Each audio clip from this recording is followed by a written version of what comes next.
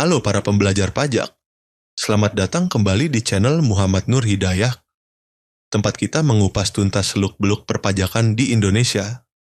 Kali ini kita akan mereview sebuah kasus sengketa pajak yang menarik dari putusan pengadilan pajak nomor PT strip 00952-2020 1/PP-M,12A tahun 2024. Yuk, kita bedah bersama kasus ini melibatkan PT NKB sebagai wajib pajak, WP, yang mengajukan banding atas surat ketetapan pajak kurang bayar pajak penghasilan atau PPh Badan Tahun Pajak 2015. SKPKB ini diterbitkan oleh Direktorat Jenderal Pajak. Inti dari sengketa ini adalah perbedaan pendapat antara WP dan DJP mengenai perlakuan akuntansi dan perpajakan atas beberapa pos biaya dan penghasilan. Sengketa ini berfokus pada SKPKB PPh, Badan Tahun Pajak 2015. Nomor SKPKB-nya adalah 00030-15-217-217-20 yang diterbitkan pada tanggal 6 Maret 2020. PT NKB tidak setuju dengan ketetapan pajak tersebut dan mengajukan banding setelah sebelumnya melalui proses keberatan yang menghasilkan keputusan. Direktur Jenderal Pajak nomor KEP strip 00001-KEB-WPJ perpuluhan 34-1/2021 tanggal 28 April 2021. Sebelum sampai ke pengadilan pajak, PT NKB pasti telah melewati beberapa tahapan pemeriksaan. Secara umum, tahapan tersebut meliputi pemeriksaan pajak. Yang pertama yang dilakukan oleh Dewan Jenderal Pajak, melakukan pengujian kepatuhan pajak WP, mulai dari pemberitahuan, pelaksanaan pemeriksaan, hingga penerbitan surat pemberitahuan hasil pemeriksaan atau SPHP, dan pembahasan akhir.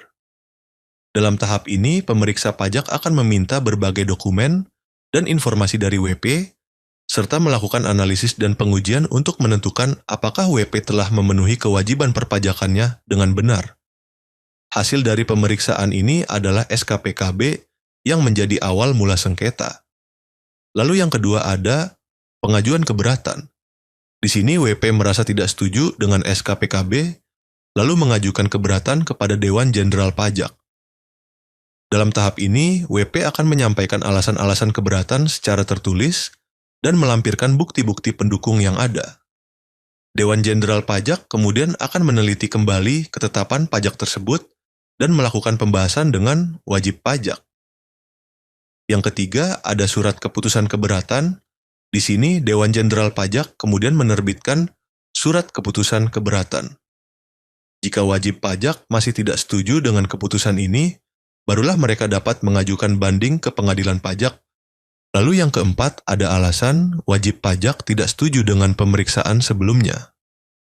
Lalu, apa sih yang membuat PT NKB tidak setuju dengan hasil pemeriksaan Dewan Jenderal Pajak tersebut? Berdasarkan putusan banding, pokok-pokok sengketa yang menjadi alasan ketidaksetujuan WP adalah: yang pertama, ada koreksi biaya penyusutan aktiva tetap.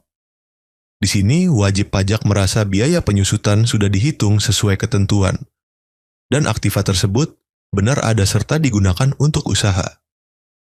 Lalu yang kedua, wajib pajak juga merasa bahwa DJP terlalu kaku dalam meminta bukti-bukti, padahal menurut WP, bukti yang ada sudah cukup.